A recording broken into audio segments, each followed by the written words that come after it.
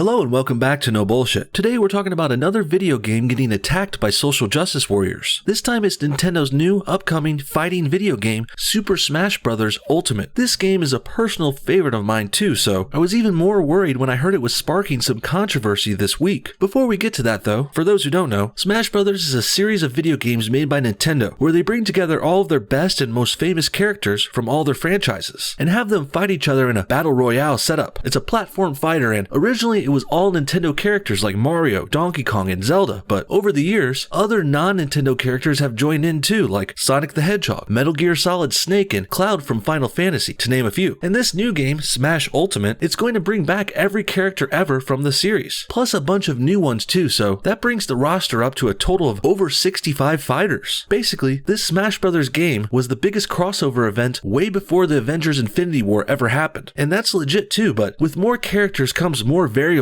I suppose, and also more chances to piss off the leftists. That brings us to the problem of the day. Today's story features the character called Mr. Game & Watch, an older legacy character from Nintendo which appeared on their very first handheld games over 30 years ago. And if you're thinking what I'm thinking, you can see where this could get problematic. Older characters and things they reference have been under constant attack by the left lately, who are trying to seemingly rewrite history at times in order to correct supposedly racist, sexist, or offensive things from the past. Same thing happened with Apu from The Simpsons. He was a fine character before for years, a comedic addition to the show for decades, but now, in 2018, Apu's an offensive stereotype which must be removed and deleted from reruns too. And funny enough, the Nintendo character Mr. Game & Watch came from that same decade, the 1980s. And now, in 2018, Game & Watch has been deemed at least partially offensive and supposedly racist as well. Now, if you're familiar with Smash Bros. Or Mr. Game & Watch, you might still be wondering what's offensive about it. The character seems pretty PC at face value. Nothing wrong with the name or animation initially, but as ridiculous as it may sound, there is one move of his in the game that has a short 2-second animation that has gotten the SJWs triggered. If you look at this picture here, you can see one of Mr. Game & Watch's side attacks has him lighting his opponent on fire. And that's not the problem exactly, but if you look at his head here, the thing sticking up from the back of it is what liberals are taking issue with. This seemingly harmless animation has been deemed racist because it's portraying a Native American, and that thing on Mr. Game & Watch's head is a feather, or headdress. That's right, I'm not kidding. This is the problematic part of Super Smash Bros. Ultimate, and what everyone's talking about. A brief animation of a cartoon character portraying a Native American, and doing it accurately, I might add. This isn't even racist or offensive at all. I really don't get it. Like, do people not know that natives actually did wear feathers on their heads? Hell, some of them still do. Maybe they think this is cultural appropriation, but then I have to ask, how the hell does a black sprite video game character culturally appropriate? This makes no goddamn sense at all. Zero. I seriously don't get how this could be racist. And it's so short and brief and inoffensive, I'm really a bit shocked here. The left never ceases to amaze me with their stupidity, to say the least. For more details and in an effort to try and figure out what's going on here, let's take a look at an article from comicbook.com called Super Smash Bros. Ultimate Slammed for Racist Mr. Game & Watch Reference. Check this out. The internet is mad about a lot of things these days. The latest target, Nintendo Switch exclusive Super Smash Bros. Ultimate. So what's the issue? Well, apparently there are some alleged unintentional racist depictions in the platform fighter. First reported on by DualShock's Lou Contaldi, rumblings of racist depictions began on popular gaming forum Reset Era, when one user spotted one of the game's characters, Mr. Game & Watch, had an attack that has his character adorn a Native American headdress, and then uses fire to attack enemies, something which real Native Americans did. They set shit on fire while wearing headdresses. So I don't get this at all. Still, there's clearly nothing racist here yet. Wearing a Native American headdress is not racist, even if you're not a Native American. Maybe if a white guy was wearing one and doing some sort of stereotypical Indian chant or something, maybe then they'd have a case here, but simply wearing a feather on your head is not offensive, and it's certainly not racist in the case of this Super Smash Bros. Video game. For those that don't know, the above attack is a reference to a classic Game & Watch hardware game dubbed Fire Attack. Released in 1982, the handheld hardware game was a single-screen game that featured battles between Native American chiefs and a cowboy Game & Watch, who had to defend a fort. Here's the game in action, and then there's a picture below. And this is some good background on the character here, and it shows that even at the time of this reference's release, it wasn't even offensive then. Game & Watch is an all-black character who morphs into many different things, like a parachute guy or a chef or a construction worker, and in this case, he's becoming the classic American characters of cowboys versus Indians, and there's nothing wrong with that. But apparently, SJWs in 2018 can be offended by anything, and anytime they see a Native American depiction of any kind, they instinctively dub it racist, even when it's not. At the time of this writing, Nintendo has updated or comment on the matter. I think they mean they haven't updated. Whether it will make any changes to the game as a result of the development, who knows? That might just depend on the level of backlash. Interestingly, Nintendo notably changed the Native Americans to bandits in a later Game Boy Advance version of the game, aka removed the headdress from the sprites. It's quite possible that this is what will happen in this case as well. We will be sure to update you with further developments to the story. Well, this article is already a little dated because, unfortunately, the backlash did become big enough that Nintendo decided to cave in and change the character. Not the end of the world or anything. I don't think this was necessary or a vital part of the character or the game, but it is telling of how crazy this outraged culture from the left has gotten. Here's a tweet that explains Nintendo's choice to remove the Native American reference. During Nintendo's Japanese livestream, one of Mr. Game & Watch's attacks was shown off. It was referencing offensive depiction of Native Americans. We reached out for Nintendo for a statement. The feather will be removed from Mr. Game & Watch's attack. And then here's the Nintendo quote. Nintendo has been planning to distribute an update for Super Smash Bros. Ultimate that removes the feather from the silhouette of Mr. Game & Watch. The original game on which this depiction of the character is based was released more than 3 decades ago and does not represent our company values today. We sincerely apologize that this change was not noticed in our marketing material and are continuing our work to make Super Smash Bros. Ultimate an experience that is both welcoming and fun for everyone. Well, it looks like we're getting a full cave-in from Nintendo here, but I can't really hold it against them either. They are a business who are trying to make money after all, and they want to appeal to the widest audience possible. And unfortunately, there are a lot of crybaby wannabe activists, SJWs out there, who will get offended by this because they're kind of offended by everything. Well, let me correct that. They will get offended by anything that might reference a minority in a negative light, but apparently white people and our stereotypes are fair game because I don't see anyone complaining about Mario or Luigi, who are clearly Italian stereotypes. Mario's got the chubby figure, the big mustache, and the over-the-top Italian accent to boot. But no leftists are complaining about racism or cultural appropriation here because they clearly don't care about stereotypes or offensive racial portrayals at all. All they care about is virtue signaling and invading popular spaces like our video games in order to feel important and relevant when they're really not. And I find it very funny, weird, and ironic that this is usually white liberals getting triggered on behalf of other races who really don't care. I don't see any Native Americans saying this character wearing a feather is racist. It's only these loser liberals who think they're doing the right thing by defending the poor and helpless minorities, when really they're patronizing them, coddling them, and treating the minorities like children. One last article that was pretty rich was from the classic leftists at Polygon. They wrote a really dumb story called Nintendo to remove racist Super Smash Bros. Ultimate Game & Watch imagery, stating the reference is racist as if it's a fact. Priceless. Let's see what other dumb shit they have to say. Nintendo intends to patch out offensive imagery from Smash Bros. Ultimate after fans pointed it out following last week's Nintendo Direct. A racist depiction of Native Americans included Mr. Game & Watch's moveset led to widespread criticism, prompting an apology from the company. A Japanese livestream hosted after the Nintendo Direct showcased Mr. Game & Watch, a throwback fighter who draws on Nintendo's early portable game history, using an attack where he dons a feather and torches his enemies. The silhouettes comes from a 1982 Game & Watch handheld, Fire Attack, where players are a cowboy warding off Native Americans that set fire to his fort. When Nintendo included Fire Attack in the Game Boy Advance compilation, Game & Watch Gallery 4, however, it removed the feathers and headdresses from the Native American themed characters. Watch Mr. Game & Watch perform the move quickly in the GIF below, right before his competitor King DDD hammers him off the platform. And here you can see the video of how brief this reference really is. And I hate to break out the dictionary here, but I think Polygon really needs it. They have called this reference certainly and overtly racist after all, and I think they've called so many things racist recently, they don't even know what the word means anymore. So let's check in. Here's the definition. A racist is a person who shows or feels discrimination or prejudice against people of other races, or who believes that a particular race is superior to another. Well, nothing to see here so far. Game & Watch wearing a feather in no way discriminates or suggests he feels his race is superior. He has no race. Game & Watch is a goddamn video game character. Now, racist also means this: showing or feeling discrimination or prejudice against people of other races, or believing that a particular race is superior to another. So again, no dice here either. Putting a feather on a character's head does not discriminate Native Americans, just like how wearing a Rasta hat doesn't discriminate against Jamaicans or Caribbeans. So the idea that this Game & Watch character is racist is just absurd. Really, Polygon is going with the loose and wide definition of racism which all leftists and SJWs like to use. They think in today's world, just mentioning another race makes you racist, and not being 100% PC makes you one too. They also think all white people are inherently racist, but that's a whole nother video, and I think we all know this loose definition is total bullshit. In the end, Nintendo did nothing wrong here. Maybe they should have stood their ground with this character and animation, but again, you really can't blame them for caving in either, especially in this climate in 2018 where you can lose your whole company or livelihood if you piss off the liberal outrage mob in the wrong way. What do you guys think? Should Nintendo have caved in here? Is this Mr. Game & Watch reference racist? And what's so offensive about wearing a feather on your head? Comment your thoughts on everything below, and make sure you check out our new updated links in the description description too. Lots of fun stuff in there, including social media, Patreon supported, even some awesome playlists of cool older videos. Thanks again for watching today, and we'll see y'all next time.